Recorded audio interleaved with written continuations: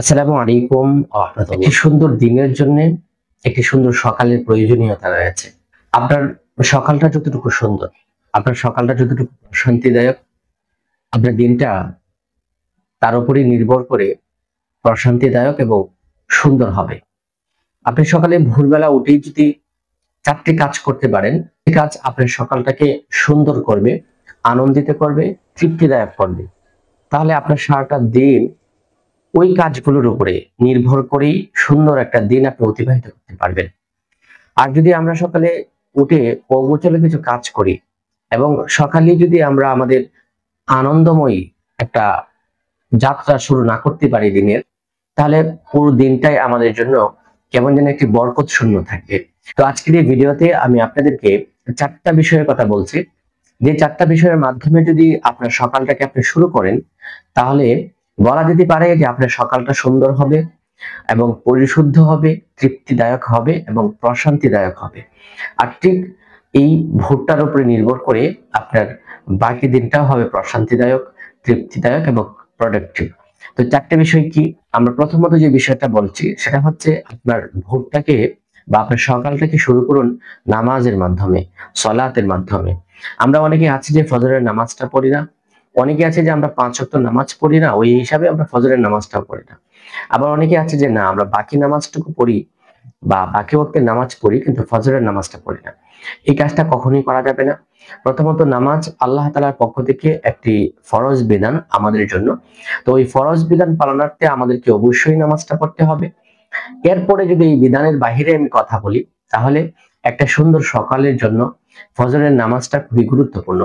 একটা নামাজের মাধ্যমে দিনটাকে শুরু করা খুবই তাৎপর্যপূর্ণ। এই নামাজ আপনার অন্তরকে প্রশান্তি দিবে। নামাজ আপনার ব্রেইনকে একটা সুন্দর আহ মানে প্র্যাকটিসের মাধ্যমে আপনি যে কাজটা শুরু করছেন বা দিনটাকে শুরু করছেন, সেটা আপনার ব্রেইনকে একটা মেসেজ দিবে। যে মেসেজের ভিত্তিতে আপনি সারাটা দিন আপনার যে ডিরেকশন, সেই ডিরেকশন অনুযায়ী আপনি সহজে কাজ করতে পারবেন।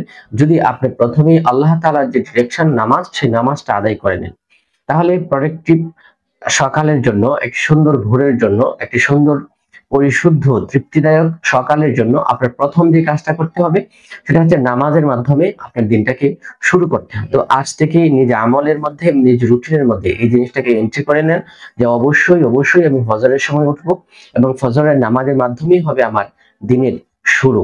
অথবা আমরা যদি পারি তাহলে আরেকটু আগে উঠতে পারি, তাহাজ্জুদের মাধ্যমে আমাদের দিনটাকে আমরা শুরু করতে পারি। দ্বিতীয়ত আমরা সুন্দর একটি সকালের জন্য যে কাজটি করতে পারি সেটা হচ্ছে আল্লাহ পাক রব্বুল আলামিনের তাসবিহ পাঠ করতে পারি। আমরা সকালে সুবহানাল্লাহ পড়তে পারি, আলহামদুলিল্লাহ পড়তে পারি, আল্লাহু আকবার পড়তে পারি বা অন্যান্য যে কোনো তাসবিহ আমরা পড়তে পারি। সামান্য সময় ৫ মিনিট, ১০ মিনিট, ১৫ মিনিট যদি আমরা এই জিকিরে থাকি এবং তাসবিহ পাঠ করি, সেটা হতে পারে ফজরের পর আপনি বাহিরে একটু হাঁটতেছেন, হাঁটতে আপনি তাসবিহগুলো আদায় করে নিতে পারেন। এই তাসবিহগুলো আপনার জন্য একটি ঔষধ হিসাবে কাজ করবে। আপনার মনটাকে পরিশুদ্ধ করে দিবে। আপনার সকল টেনশনকে সে দূরে সরিয়ে দিবে ইনশাআল্লাহ।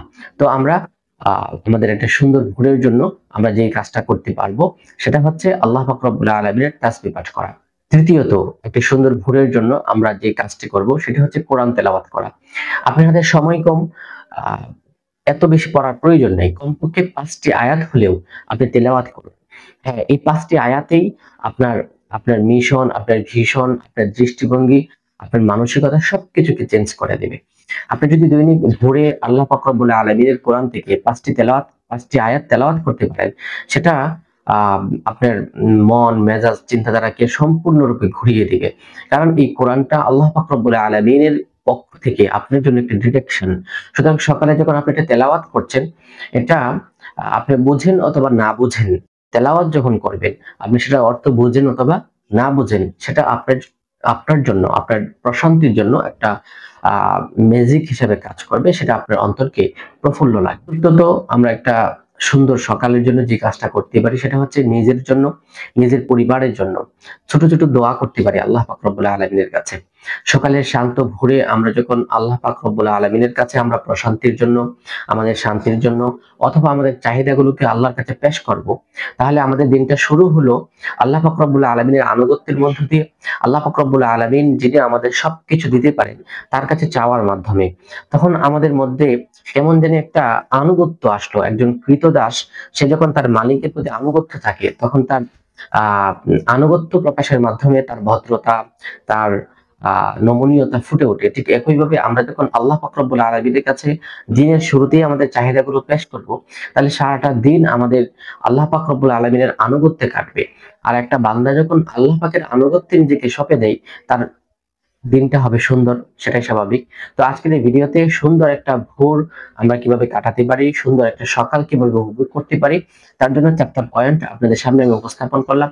আশা করছি এই 4টি পয়েন্ট আপনি যদি পালন করেন তাহলে সুন্দর একটি সকালের সাক্ষাৎ আপনারা পাবেন। রেগুলারলি এই কাজটা হয়তো করলে আপনাদের জন্য কঠিন হবে ভাবতেছেন, আপনাদের কাছে আমি অনুরোধ রাখবো কমপক্ষে প্ল্যান করে হলেও টেস্ট হিসাবেও আপনারা একদিন এই 4টা কাজ করুন। প্রয়োজনে একটা পাতায় লিখে রাখুন এই 4টা কাজ, এবং ধারাবাহিকভাবে 1 দিন 2 দিন বা 3 দিন যদি আপনি এই কাজটা পালন করেন, ইনশাআল্লাহ আপনাদের অন্তরে অন্যরকম একটা প্রশান্তি আপনারা অনুভব করতে পারবেন। আপনাদের সবার জন্য দোয়া, আমার জন্য দোয়া চাই। আসসালামু আলাইকুম ওয়া রাহমাতুল্লাহ।